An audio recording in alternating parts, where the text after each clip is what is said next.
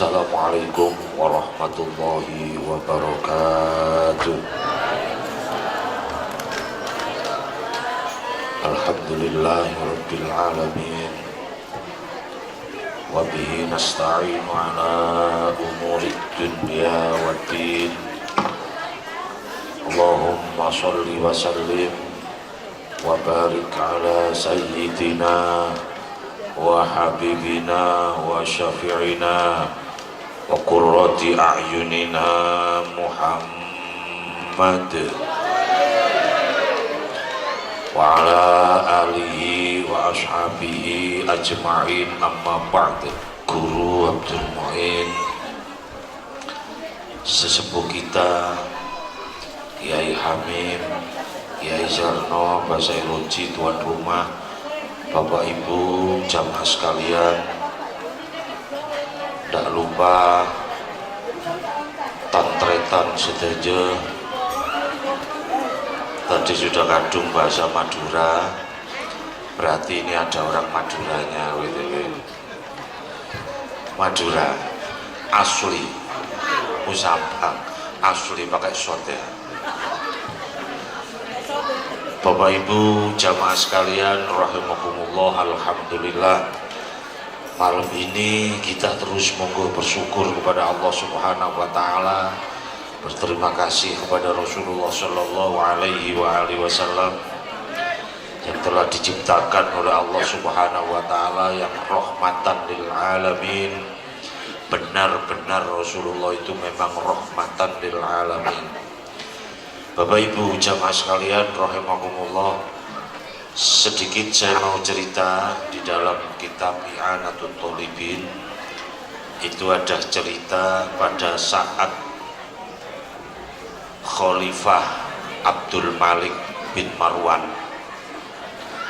Ini seorang khalifah yang punya gubernur paling kejam sedunia, yaitu Al-Hajjaj bin Yusuf, yang membunuh ratusan orang, yang pernah dimimpikan oleh Umar bin Abdul Aziz. Nanti di hari kiamat wajahnya Hajjaj bin Yusuf itu tidak bisa dikenali lagi, karena sebanyak orang yang dibunuh, sebanyak itulah dia juga dibunuh oleh Allah Subhanahu wa ta'ala. Allahumma sholli ala Muhammad. Ini saya ngomong tidak kebagian kayak ini.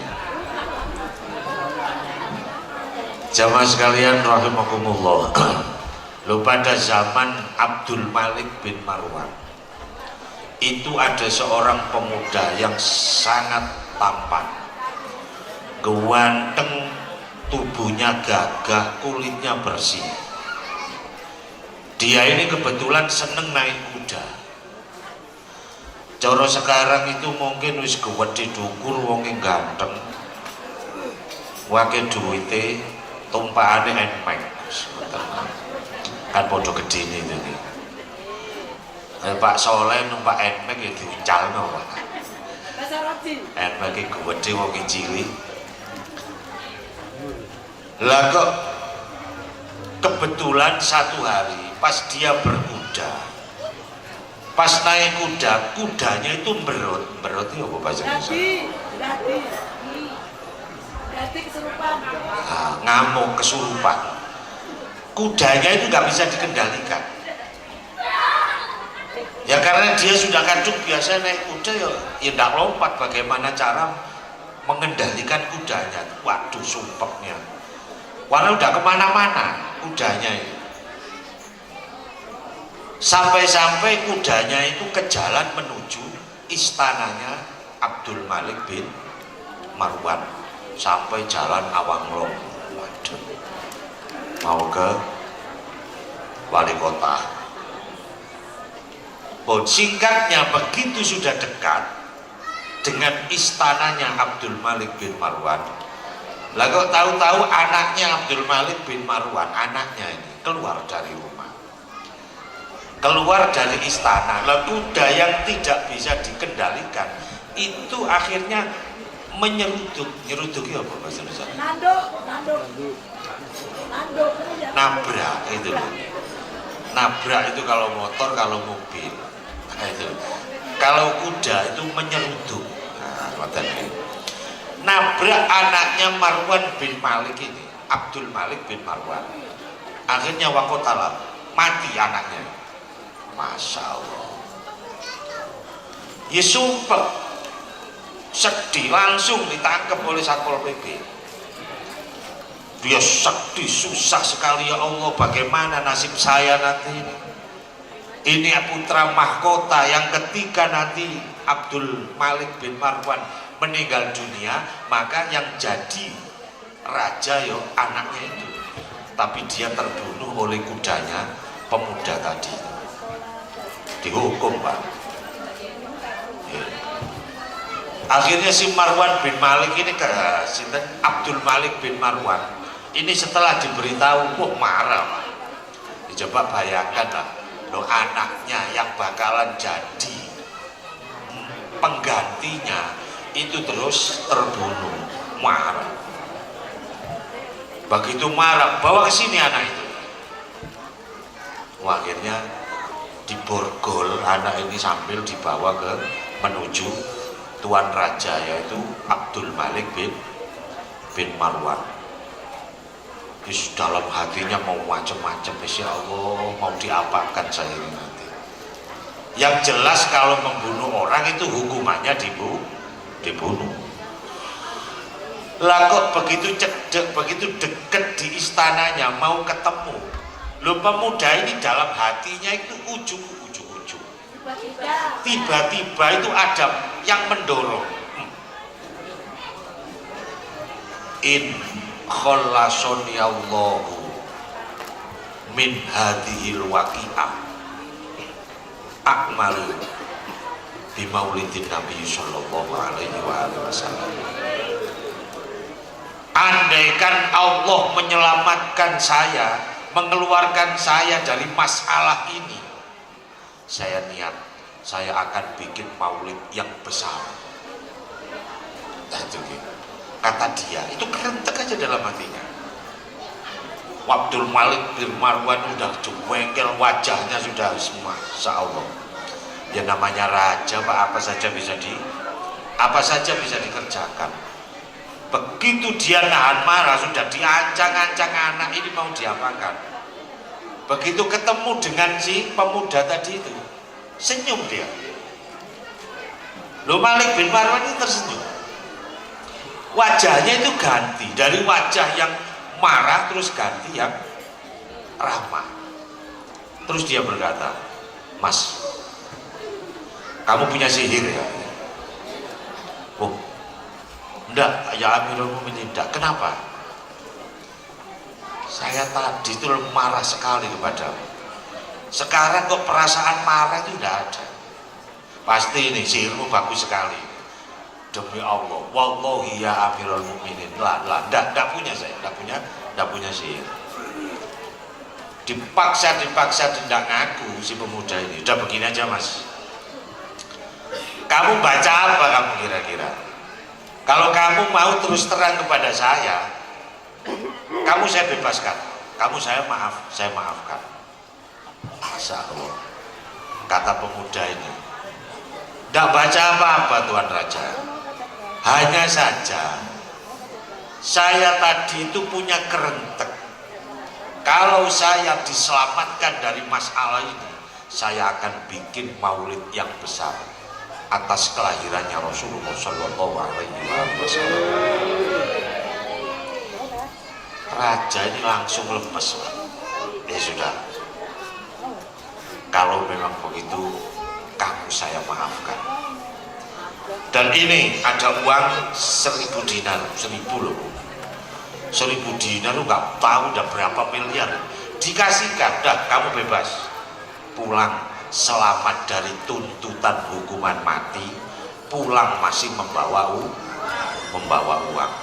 Kalau sampean bawa uang kan 2000. Sing oleh. Sing ndak oleh ya oleh ciduk kan apa? Kayu. Loh ini monggo bayangkan, gitu. Bayangkan, cuma niat saja, belum nadar ini. Pokoknya ya Allah, kalau saya diselamatkan, kalau saya engkau selamatkan ya Allah, saya akan bikin maulid yang besar. Karena maulidnya karena masalahnya besar. Nah itu loh, lo itu nggak lama loh Pak, ini di depan pintu ibaratnya udah mau ketemu dengan Abdul Malik bin Marwan, kerentek dalam hatinya, niat saya kalau selamat saya bikin maulid yang besar. Lu begitu tuh hatinya Abdul Malik bin Marwan langsung diganti oleh Allah Subhanahu wa Ta'ala. Bayangkan, Masya Allah. Oke. Mudah-mudahan setelah maulid ini hati dan matanya orang-orang yang kepingin bangun itu ngelirik bataku gini kabeh. Amin. Mulai kentean bataku lah bingung jeragane. Delek pasir di mana lagi gitu.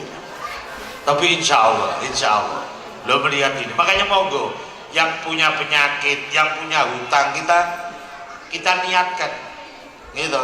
Atau pumpung belum punya penyakit, belum punya apa-apa, diniatkan, saya kalau tidak bisa maulidan saya ikut aja maulidan. Dan ini sekaligus menjawab, karena saya pas cerita tentang Syekh Abdul Qadir Al-Jilani, dulu ada Pak jamaah Al-Hikmah, jamaah mutaakhirin, tapi tidak mulai dari awal. Itu ada yang divonis oleh dokter itu hidup sampean itu paling banter itu setahun setengah.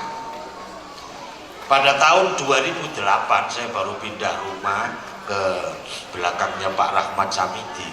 Ujuk-ujuk beliau datang ngomong, Gus saya ini punya niat apa? Ceritalah. Kalau divonis dokter itu paling banter itu 1 tahun setengah dia hidupnya karena penyakitan. Saya nanya, lah sekarang sudah 2 tahun Gus saya hidup dari vonis dokter.